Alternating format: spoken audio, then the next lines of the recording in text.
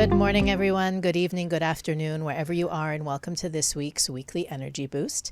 My name is Ellie Sheva, and I'm here this lovely Sunday morning. We can need a little credit for waking up so early on a Sunday morning with my husband, Mordechai, again, because it was just too good last week. We had to keep it going.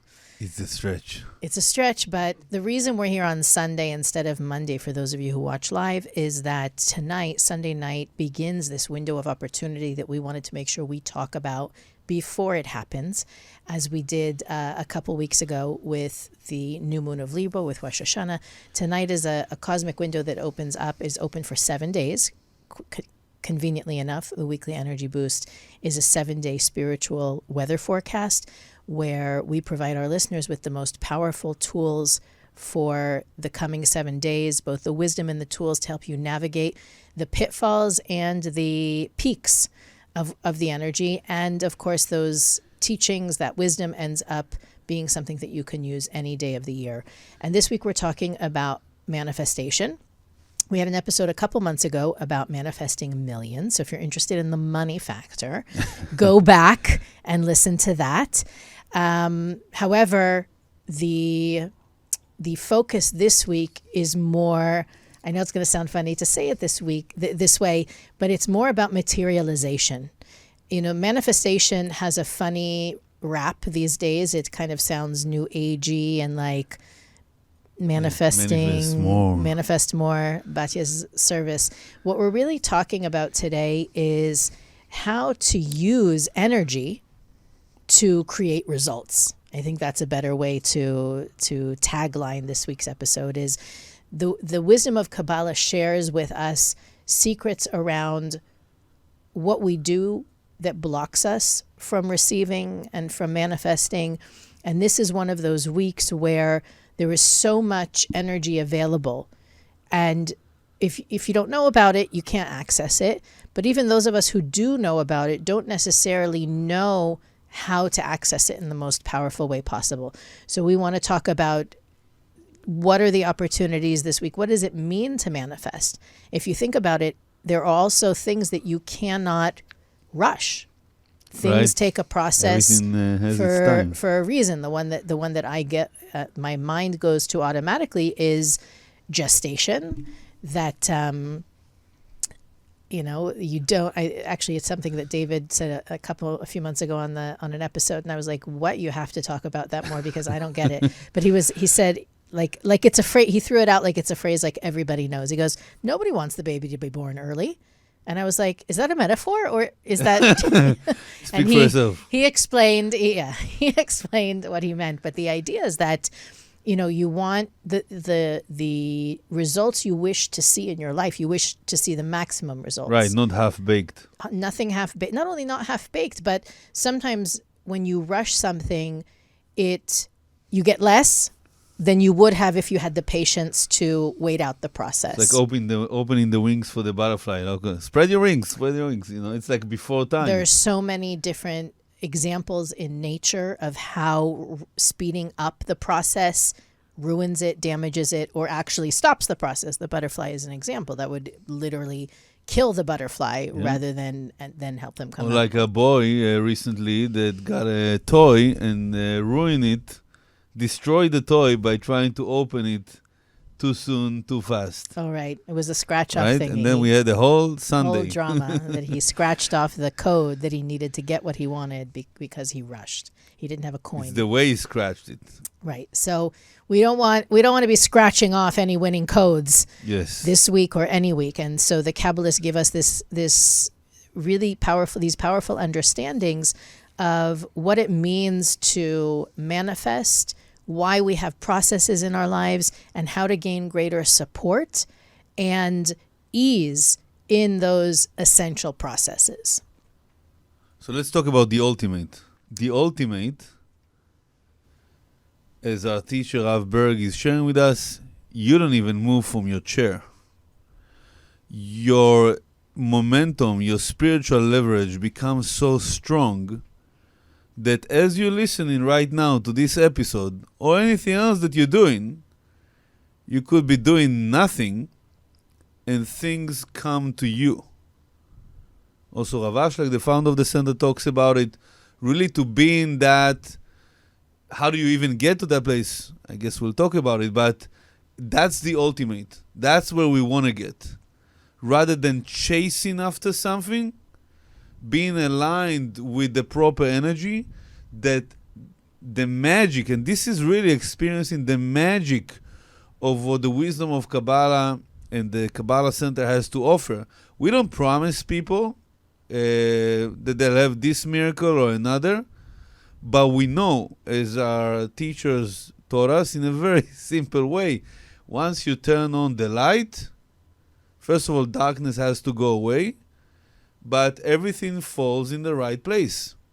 So to experience really when we talk about manifesting, we're talking about two main things. One is to experience the magic, and two is really to allow things to come to you rather than you chasing them.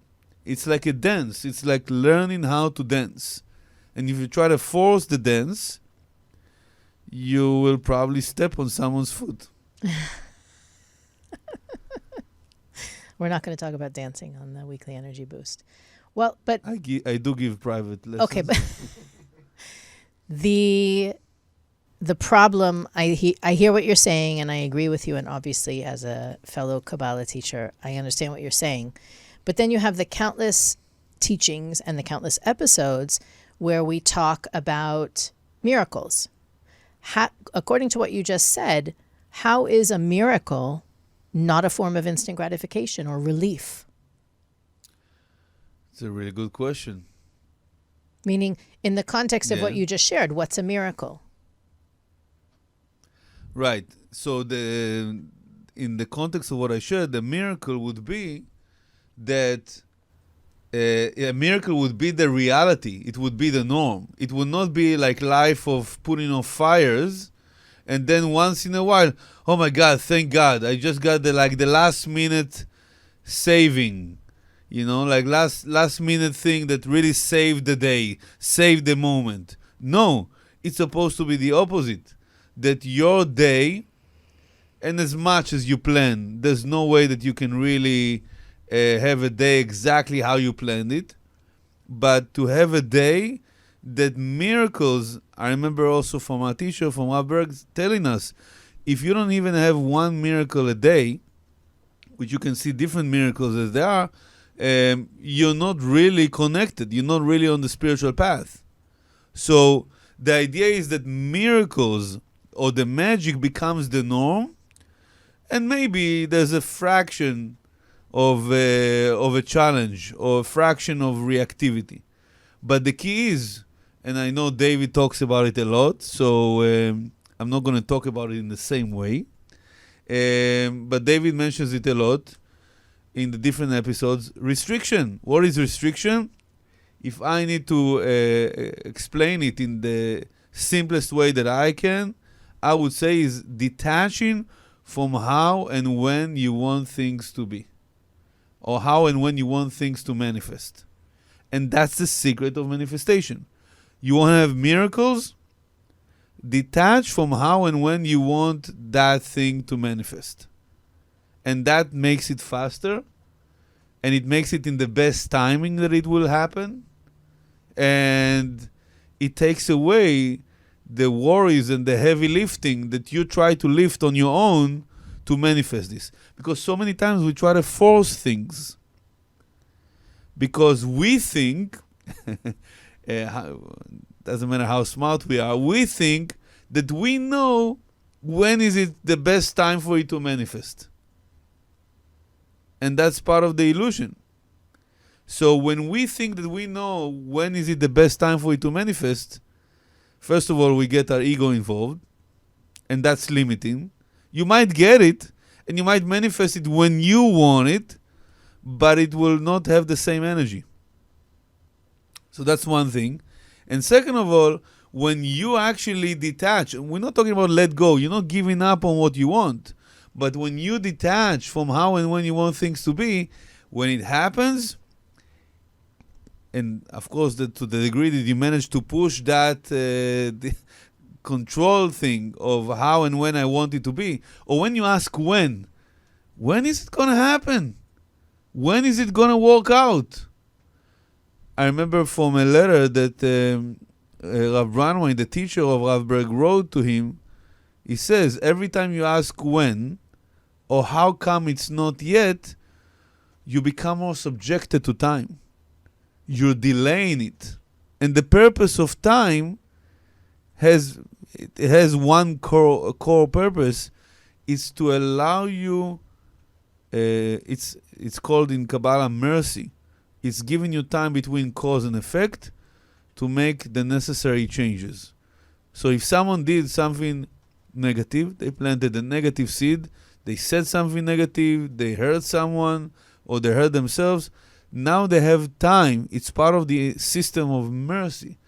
They have time until the negativity, the seed that was planted, is manifested, to convert it back to positive energy. So when certain things don't happen when you want them, it's actually always for the best. And how do you know when is the right timing? Only when you detach from how and when you want it to be. That's when you're going to find the answer. So why then, in a spiritual context, do we need time? Can Meaning, you elaborate? Yeah. Okay, we're talking this week, and it's a question I think that comes up over the span of a year more than once for for our listeners, but also for those of us who are on the weekly energy boost, because we're talking about energy, and we're saying that there is this energy that's available from tonight for 7 days, and we'll talk about what that energy is more specifically. Why can't I access that right now? Why wasn't I able to access it 2 months ago, and why can't I access it 2 months from now? That frame, I mean, Batya gave a beautiful explanation, but I would be interested, I'm not testing you to make sure you say the right answer, but I feel like some of it, there's a bit of a contradiction in the light is everywhere, there's energy everywhere, I can connect to it everywhere, anytime. But there's certain times where a certain energy is more, it's almost like it's released into the atmosphere, and there are certain things I can do to access it. Sometimes those rules, so to speak, not rules of how, but the rules that it's available at certain, the understanding that there's ebbs and flows in the energy cycles in the universe almost sounds contradictory to other things we say. So I might become a little bit inappropriate with my rising Sagittarius, so stop me if that happens. Basically, the Kabbalists teach us that there are two types of light. One is called surrounding light. That's the light that surrounds our vessel, our capacity to receive, and it wants to enter and become inner light. That surrounding light is the light that gives us positive pressure. When we resist the light entering, that becomes stress. So surrounding light is also the light that invites to our lives the right people, the right opportunities, the right manifestations. It's like experiencing the magic is tapping into that surrounding light. In the time of conception, that's when it gets a bit nothing inappropriate about conception.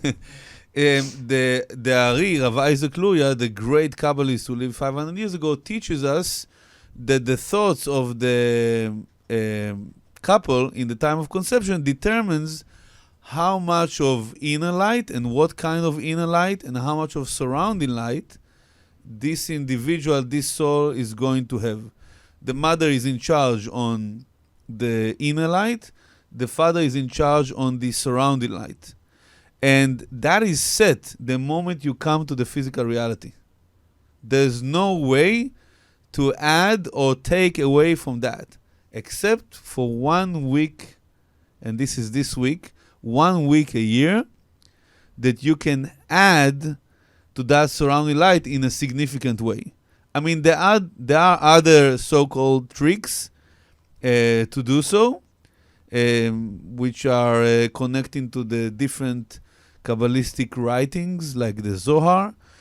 But there's 1 week, as our teacher Rav Berg is telling us, the vault is open, and you can get, this week packs into it all the manifestations, all the opportunities, all the people that you're going to meet in the seed level.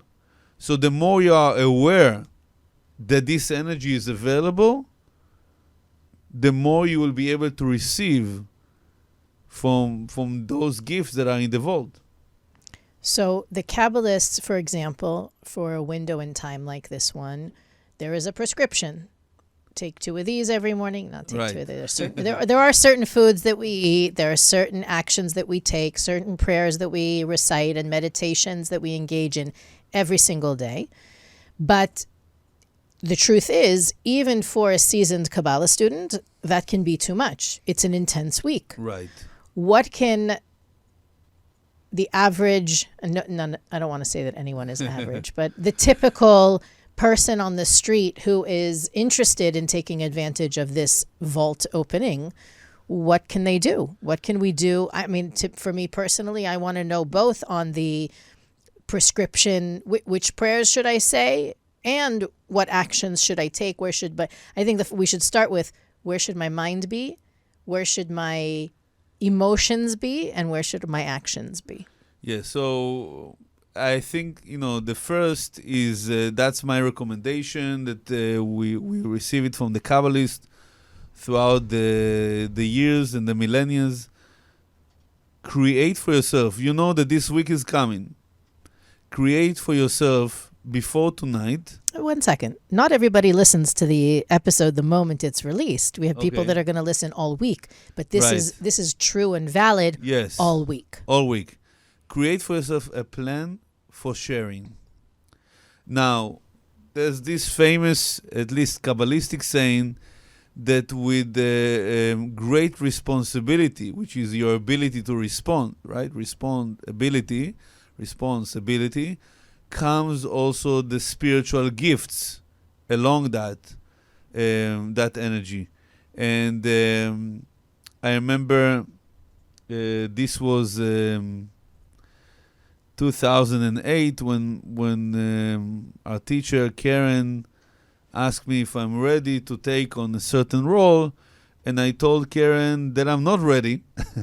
I didn't feel ready, and I received a blessing from my teacher with the proper insights. And you come to find that when you take the responsibility, the download of the right consciousness is going to come your way. So what do I want? I want for this coming year to receive and to maximize all the opportunities that are there to shine my unique light in the world. Because we look at last year, if we are really honest with ourselves, we weren't even scratching our potential, scratching our unique light to be revealed. Yeah, we are good people, we did great things, but compared to who we truly are, we didn't maximize it. So how can I maximize it? I need to take, it is important for me, I don't like to use the word need, it's important for me to take the responsibility on how am I going to be a being of sharing this year. And it's all in the seed level of this week.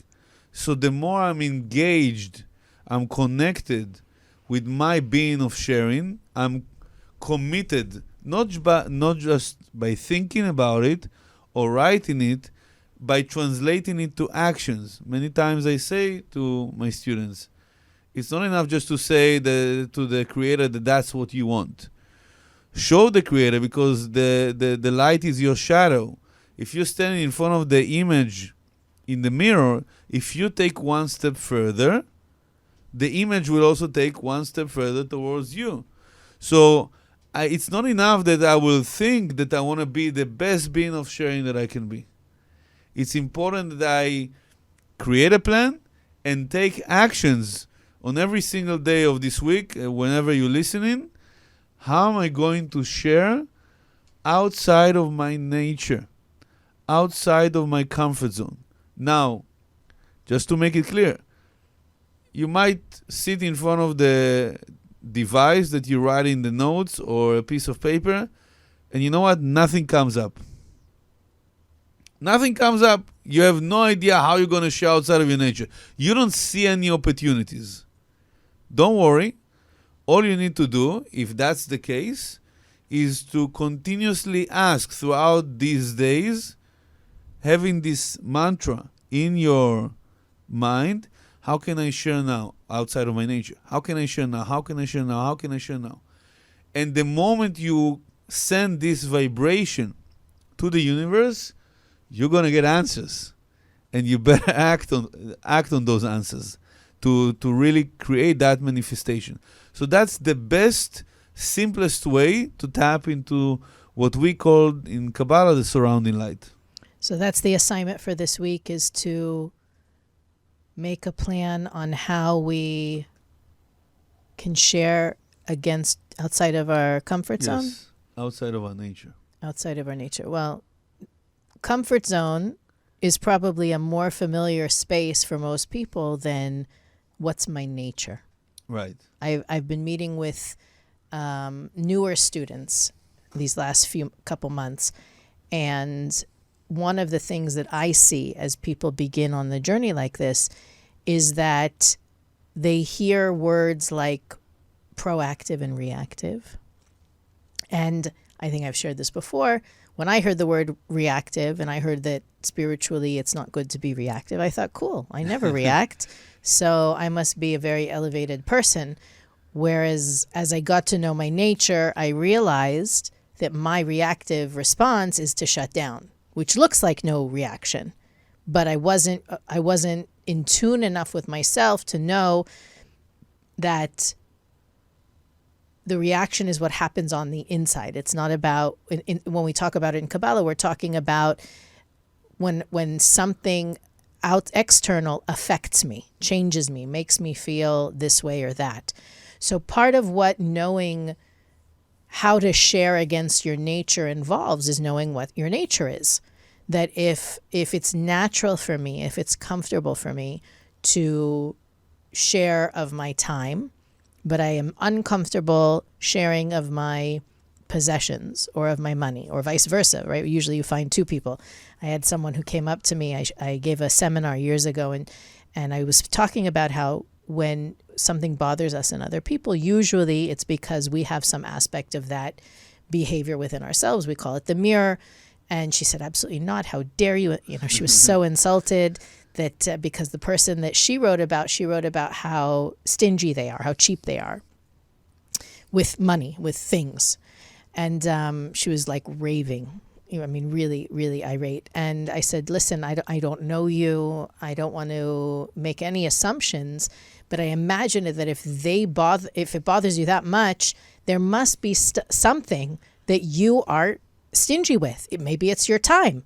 How often do you give your time? And she goes, oh, no.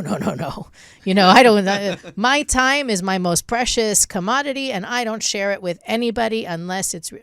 So it was very obvious, right? But the reality is it's not obvious to us when we approach it from the vantage point of us, me. I look like I'm not reactive. She looks like she's generous, right? We have to, part of what analyzing what my nature is going inside and paying attention to the robotic, unconscious responses I have throughout my day. Internally, what's true for you? Internally. What the inner dialogue that plays throughout the day, that narrates the movie.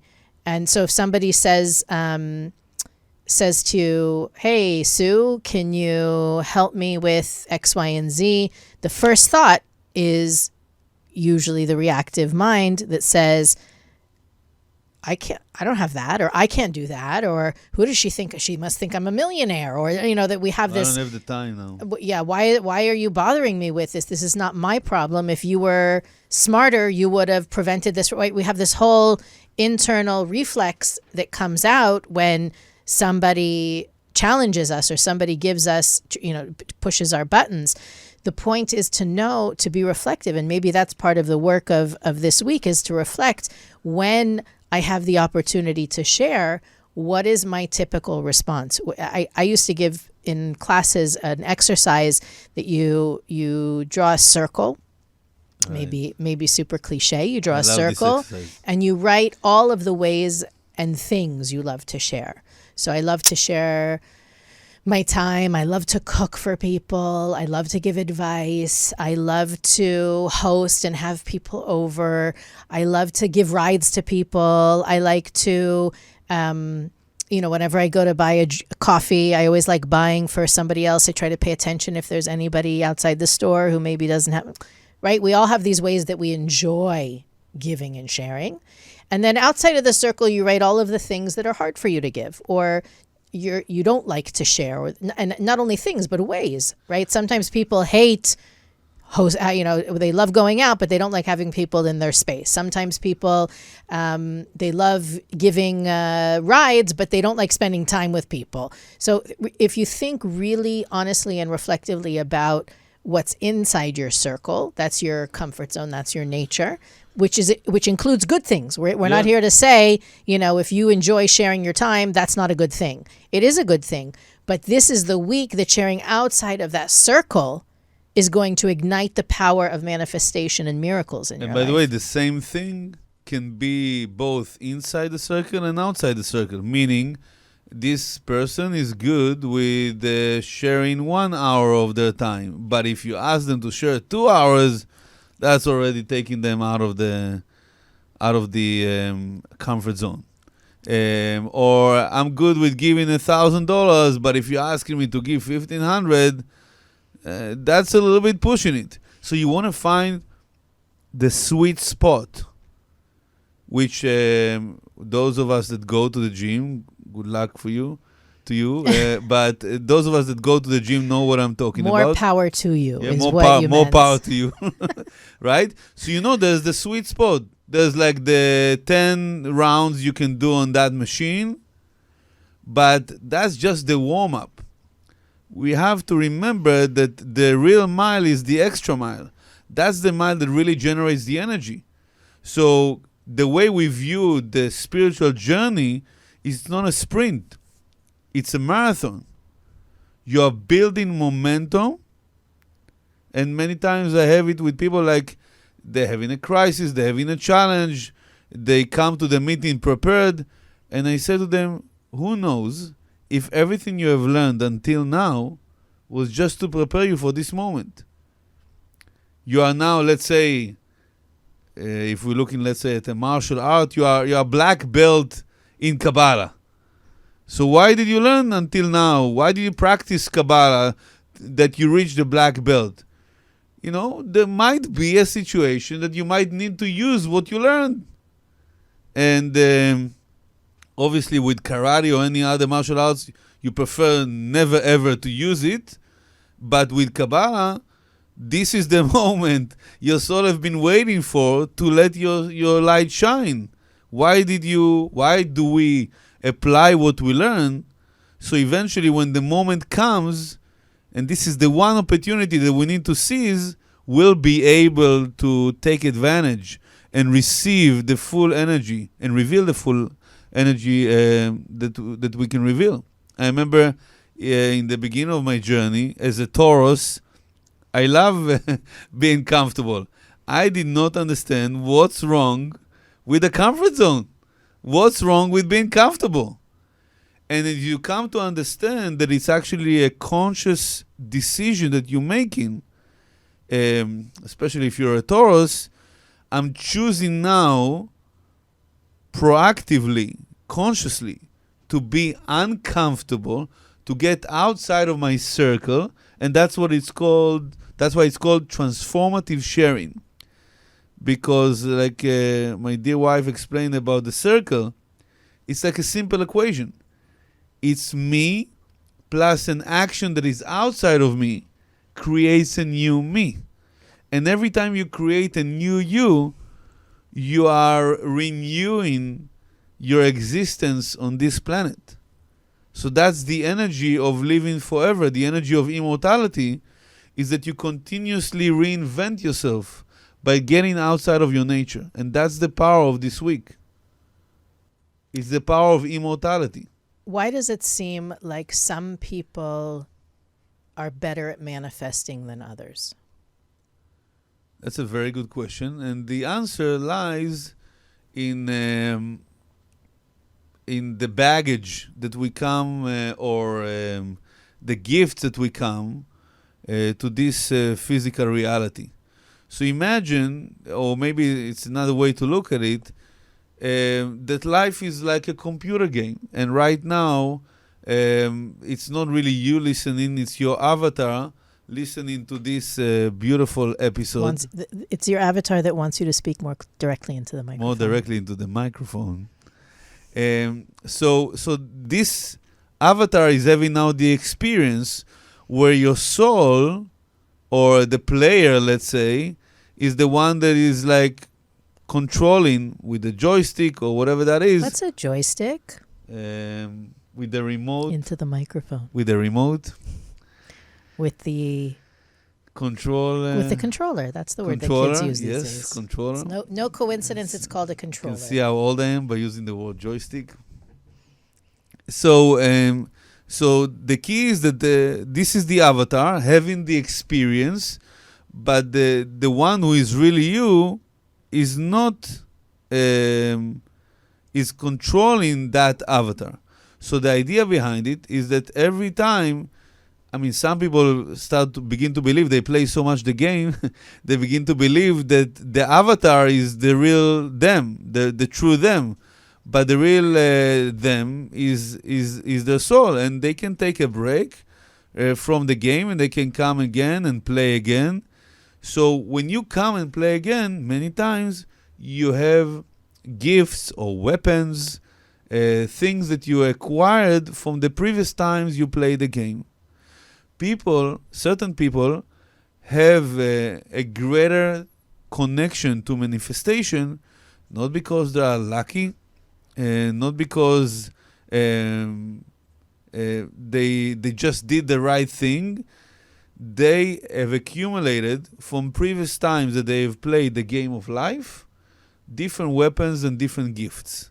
Having said that, the fact that a certain individual did not come to this world with the same arsenal of tools like another individual, like Elon Musk, for example, or Bill Gates, it seems like relatively the amount of effort that they made to make the money that they make, or Jeff Bezos, right? It's not proportionate. And it's true. But there is a way through the wisdom of Kabbalah, even if you did not have the same starting point that they have, they already have a built-in connection to the energy of manifesting through the Kabbalistic tools, and especially this week. Maybe it's not the best example, but if you're not tall enough, you can wear some heels, right? So in a similar way, if you are not a great manifester like Bill Gates or Elon Musk, still using the power of this week, you can get the tailwind, you can get the energy boost. This is the weekly energy boost. You can get the energy boost to manifest way more. So even though you did not come to this world with those arsenals of tools, through this week you can get to receive a greater power to manifest. Is there a difference between creating and manifesting? I was just trying to think while you were talking, if I exchange the words, is it the same thing energetically? I don't think it's actually the same thing, because creating is the beginning of the journey and manifesting is the outcome of your creation. So creating is the thought process, the seed planting, the manifestation is when you actually see the fruits of your efforts. Okay. That makes sense. I agree. Yes. I was just thinking if it's semantics or if there's an energy difference. Even in the wisdom of Kabbalah, there are 4 worlds. One of them is the world of creation. And the last world, which is the physical reality, is the world of manifestation, the world of action. Right. We talked about that a few weeks ago also. Okay. I accept. I agree. Is there anything we didn't talk about that is important? Or what? Let me challenge you with one more question. Mm-hmm. Let's say you're one of those people, black belt in Kabbalah, doing all the right things, praying all the right prayers, doing all the right meditations, and yet there's no manifestation. Right. Or it seems, let's put it that way, it seems like things are not manifesting. If it's a soulmate, if it's a next level in career, if it's simply clarity, or sometimes we work towards something and it seems like it's such a struggle or it's so much work. But we're doing all the right things, checking all the boxes, Right. participating fully, giving 100%, outside my comfort zone, restricting, letting go, surrender, like all the meditation, 15 minutes of quiet, everything is getting done. And yet it's like any second. Why would that happen? So it's very interesting that you ask this question, because there are also days that some of us feel like, wow, I'm manifesting so much. And there are days like you're pushing, and nothing seems to happen. So the way to view it, I remember once I asked my teacher, our teacher, Rav Berg, about a certain individual that was really working on the deal of his life. If he would just manifest this is it. And I asked the Rav, how come it's not manifesting? And the Rav said it's because of 2 main reasons. 2 possibilities. One, it's from previous lifetime, that there is a blockage that he needs to work on removing. And 2, it's for the sake of his own protection. Because if it's coming now, they won't be able to handle it staying humble and being able to manage this kind of money. But it doesn't have to be about money. It can be about anything, like soulmate or any other thing. So the way to look at it, how you push without getting discouraged. One of the ways to look at it is, imagine you have a spiritual bank account. And reminds me that a few weeks ago, I went together with my colleague, Yuda Ashkenazi. We went to San Jose to do what? California. Yes, California. To do the Kabbalistic, thank you. Do the Kabbalistic space cleansing using the Moroccan herbs. And in one of the places that we went to, the energy was very rough. Very rough, very challenging. It's not always like that.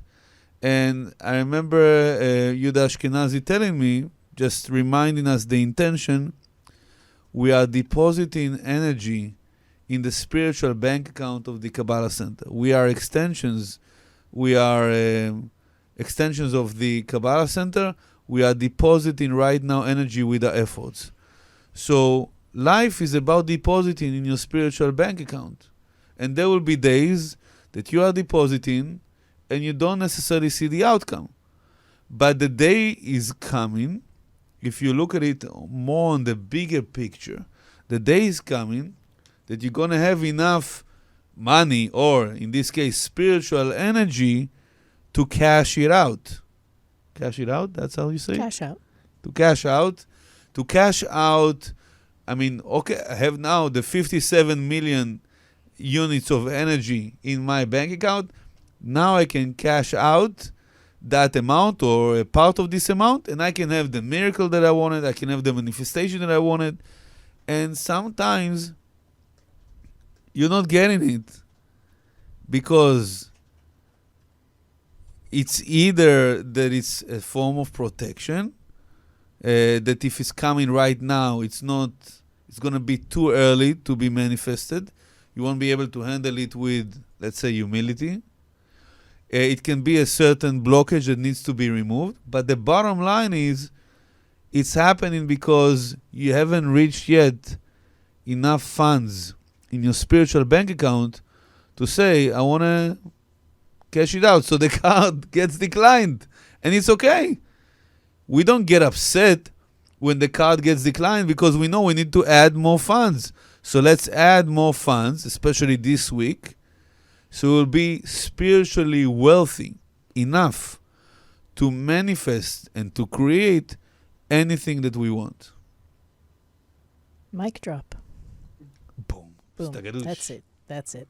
Okay. I like that answer because I think, for me, part of the answer is also, like you said, in the bigger picture.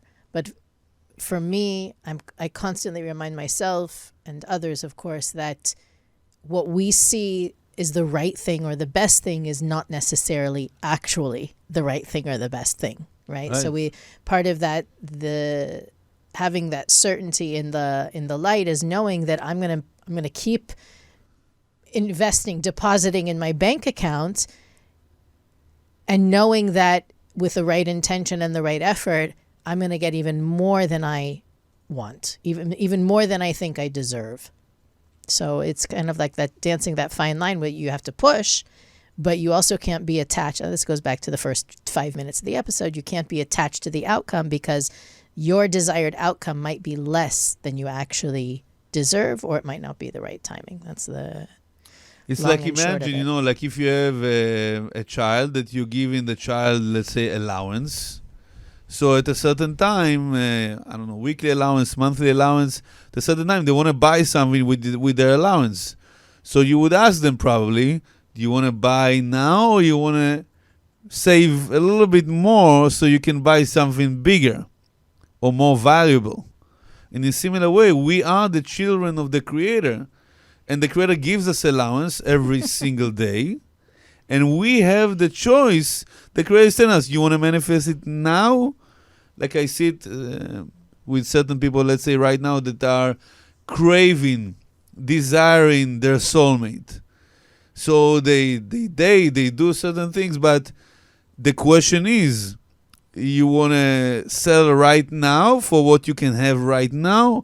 Or you want to build more, you want to invest more in your soul, in shining your light, so then you can cash out later with a much bigger real price. deal. Yes.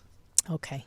So if people want to know more about the space cleansing or the other stuff that you do, we'll put a link at weeklyenergyboost.com for those of you who are interested in hearing more. And you can find the information on all the things we talk about on the podcast there. Let's think. Next week's episode will also be on Sunday, so look out for that for those of you that are used to tuning in on Mondays. And as always, we want to encourage you to like, rate, review, and share. You can find us on all social media platforms, and all podcast sites, platforms as well, social media and podcast platforms. If you follow us on social media, you'll see that we post additional content to support you in applying the weekly energy tools and wisdom that you get every week on the episode. And I can't wait to hear what's coming up next. I'm actually quite full of wisdom and tools right now. I feel sort of speechless, but thank you again for joining. The crowd demands you every so often, so Thank you. Sundays are for hosting. Podcasts. It's another opportunity to spend quality time with my wife. And be outside of our comfort zone, Yes. if we're honest. So have a fabulous week, and we'll see you next time on the Weekly Energy Boost.